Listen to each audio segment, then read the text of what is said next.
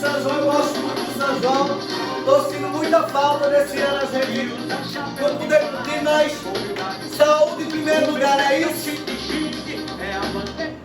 Gente, eu fico seco, porque eu falo muito.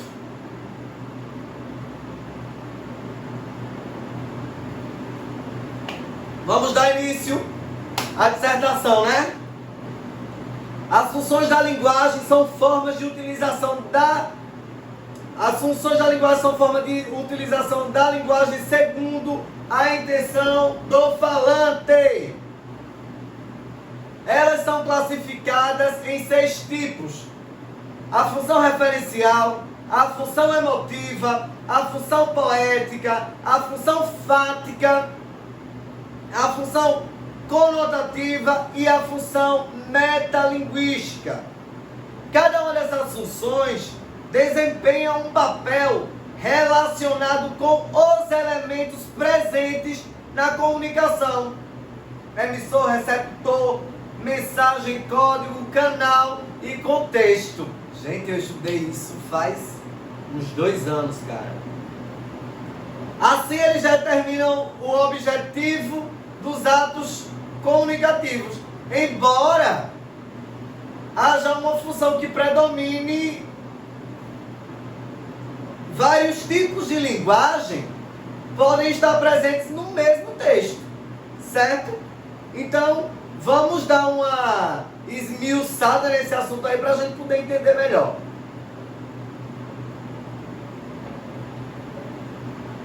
Vamos começar com a função referencial ou denotativa, que tem como objetivo principal informar ou referenciar algo, voltada para o contexto da comunicação, da publicidade, do jornalismo, né? Esse tipo de texto é escrito na terceira pessoa, sendo singular ou plural, enfatizando o seu caráter impessoal, ou seja, é algo que você está escrevendo sobre. Como exemplos de linguagem referencial, podemos citar os materiais didáticos, textos jornalísticos e científicos, como eu falei anteriormente. Todos eles, por meio de uma linguagem denotativa, informam a respeito de algo, sem envolver aspectos subjetivos ou emotivos da linguagem. Ou seja, é uma linguagem que você tem que informar sem pôr a sua emoção dentro dessa informação. Você tem que ser imparcial. Eu uso sempre como exemplo a função referencial ou denotativa, o jornalismo. Ele deve ser imparcial. Não está sendo político, está politizado. Mas tudo bem. Rezamos para que um dia volte a ser jornalismo de verdade. Vamos dar aqui um exemplo de uma notícia. Sempre eu falar na terceira pessoa, vocês vão perceber.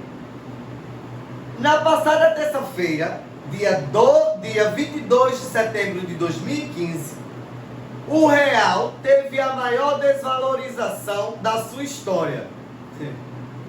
Quem lembra, presidente, dessa época? Dou um ponto a quem descobrir. Tô brincando, viu, pessoal? Não tem nada de ponto.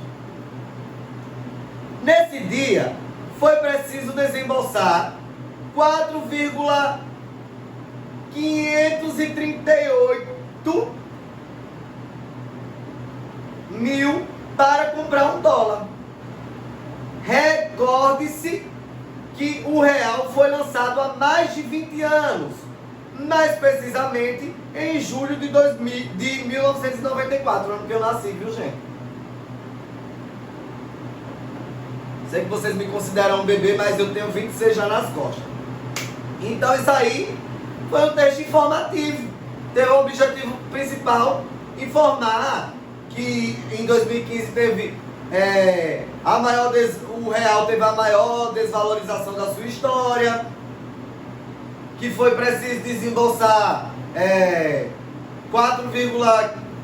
538 reais para comprar $1 e que o real foi lançado há 20 anos, que no caso 26, né? Mais precisamente em julho de 94. Então, mês que vem vai fazer 26 anos que o real foi lançado e foi uma porcaria. Vamos falar da função emotiva ou expressiva, certo? Também chamada de função expressiva.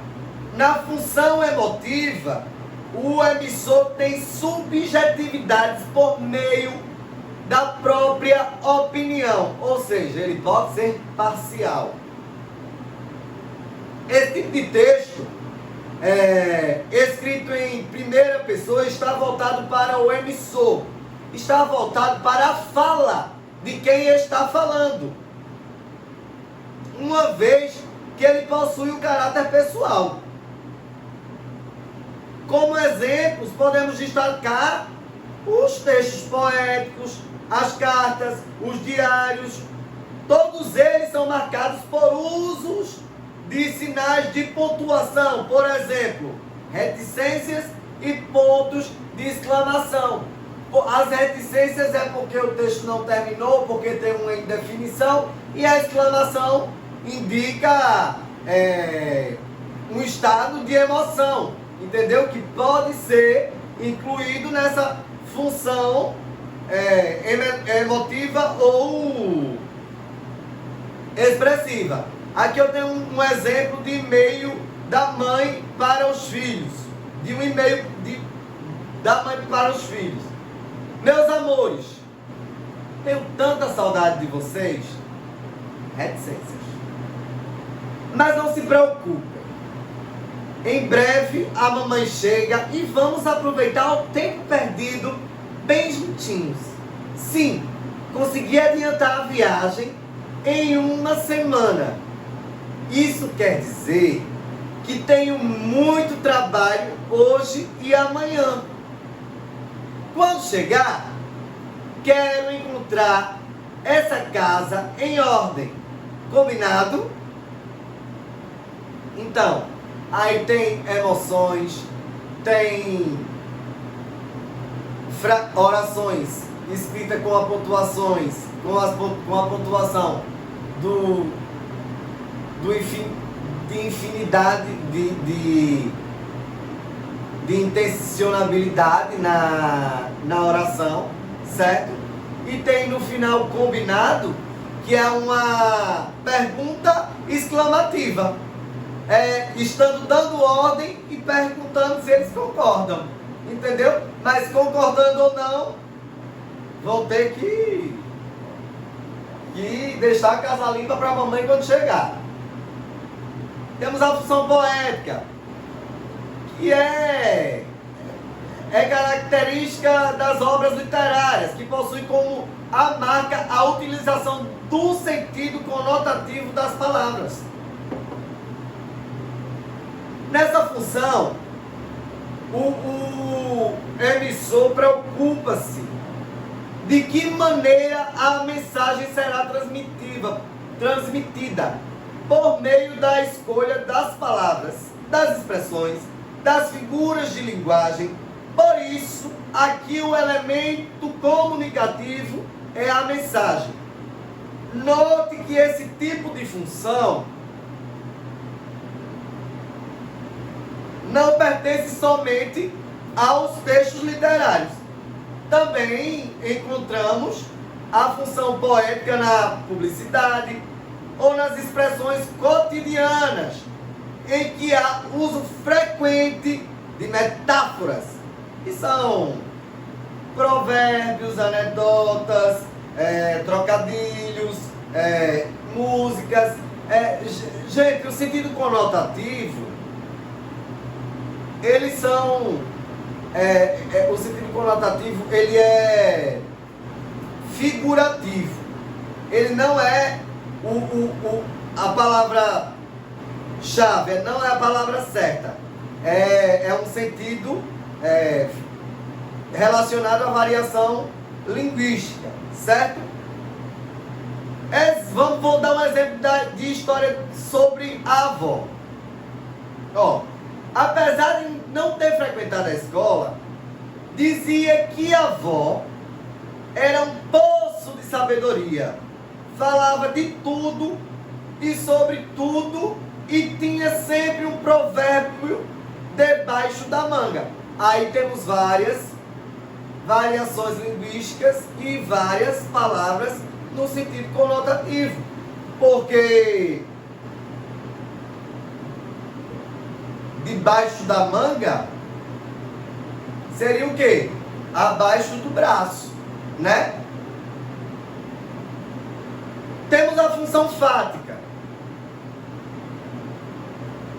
que tem como objetivo estabelecer ou interromper a comunicação de modo que o mais importante é a relação entre o emissor e o receptor da mensagem. Aqui, o foco reside no canal de comunicação. Esse tipo de função é muito utilizada nos diálogos. Por exemplo, nas expressões de cumprimento, saudações e discursos ao telefone. Vou dar exemplo aqui de uma conversa telefônica. Vou tomar um golinho d'água.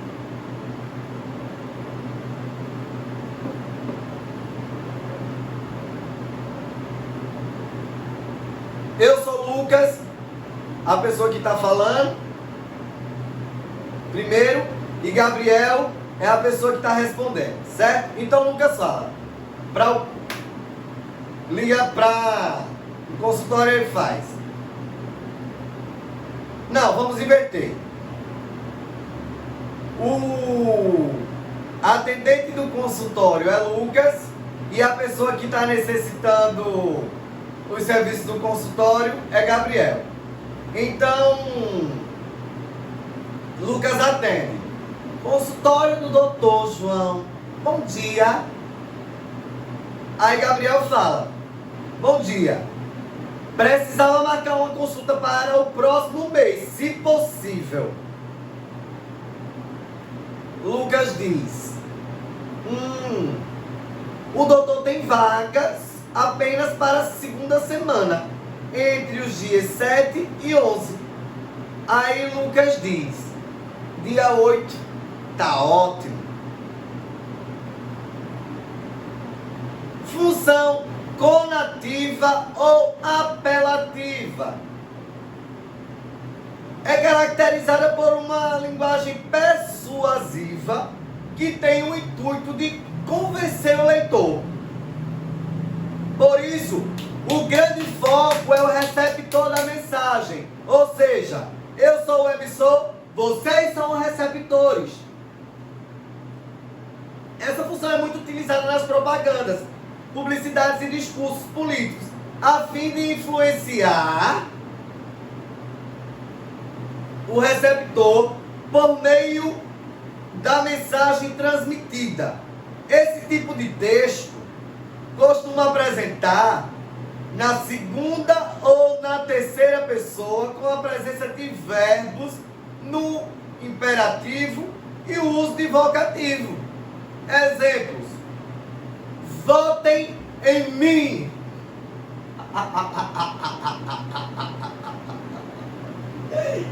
E o uso do vocativo é quando a gente faz assim: entre, não vai se arrepender, e põe um ponto de exclamação no final.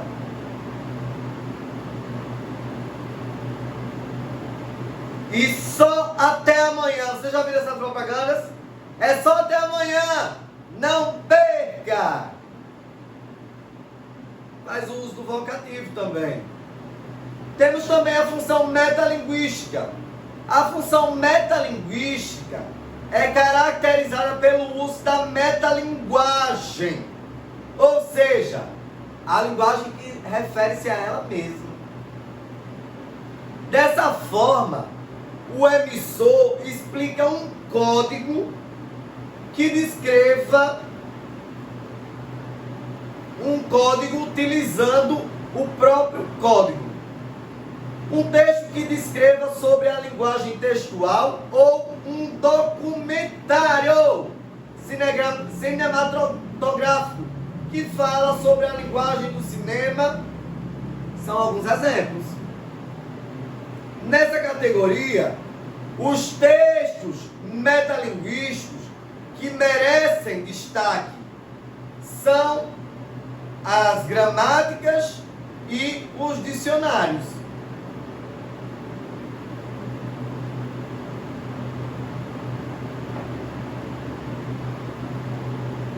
Exemplo: escrever é uma forma de expressão gráfica. Isto define o que é escrita, bem como exemplifica a função metalinguística. Ele aí está dizendo, de forma gramatical, o que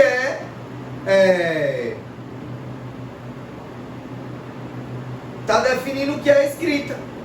Entendeu? Que escrever é uma forma de expressão gráfica. Temos as funções da linguagem e comunicação. Funções da linguagem e comunicação. Temos a função referencial, que é o contexto referente a alguma coisa, ou contexto ou referencial de algo. Temos a função poética, que é uma mensagem. Temos uma função fática, e temos, que é o canal, e temos a função metalinguística. Primeiro nós utilizamos a metalinguística, depois a fática e depois a poética. Primeiro nós identificamos o código, depois o canal, depois a mensagem. A função poética, tanto ela é emotiva do emissor, como é conativa do receptor, tá certo? E no arquivo da atividade vai ter o esqueminha feitinho para vocês, tá certo? Então, pessoal, encerramos mais uma aula de português, graças a Deus.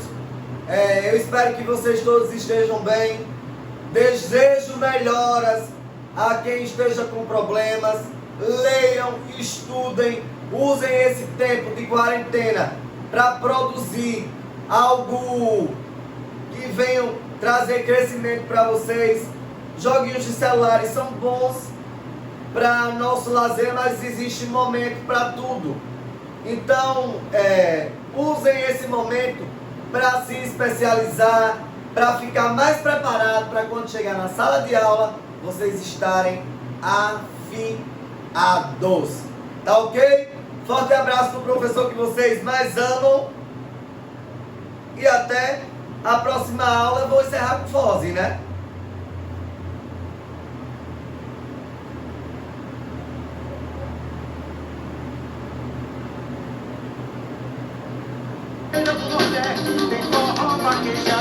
Internet tirando onda comigo. Valeu, pessoal. Até a próxima.